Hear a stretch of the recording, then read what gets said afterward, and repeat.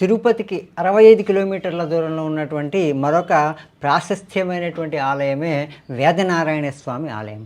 శ్రీహరి మత్స్యావతారంలో కనిపించేటువంటి ఈ ఆలయానికి చాలా ప్రాధాన్యత ఉంది.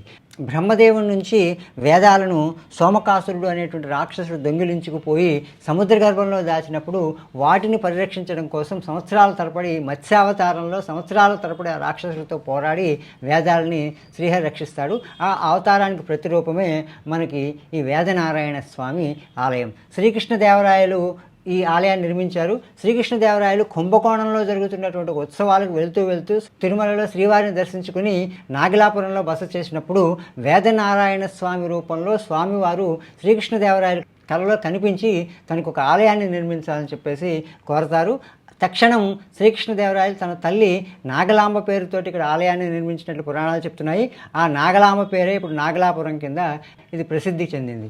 ఈ ఆలయం ప్రత్యేకత ఏంటంటే ఆలయంలో సూర్యకిరణాలు 630 మీటర్ల ఎత్తున్నటువంటి రాజగోపురం మించి స్వామివారిని నేరుగా తగులుతాయి.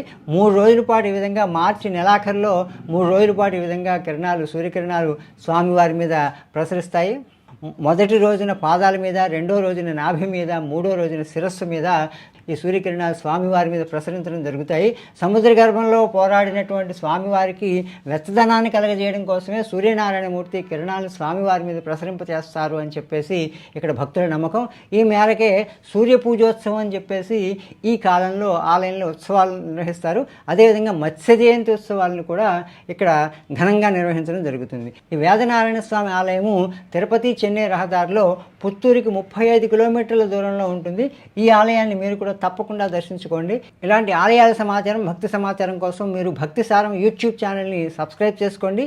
మీకు ఈ వీడియో నచ్చినట్లయితే లైక్ చేయండి. అదేవిధంగా మీ బంధుమిత్రులతో కూడా షేర్ చేసుకోండి. మరొక ఆధ్యాత్మిక వీడియోతో మళ్ళీ కలుస్తాను. నమస్కారం.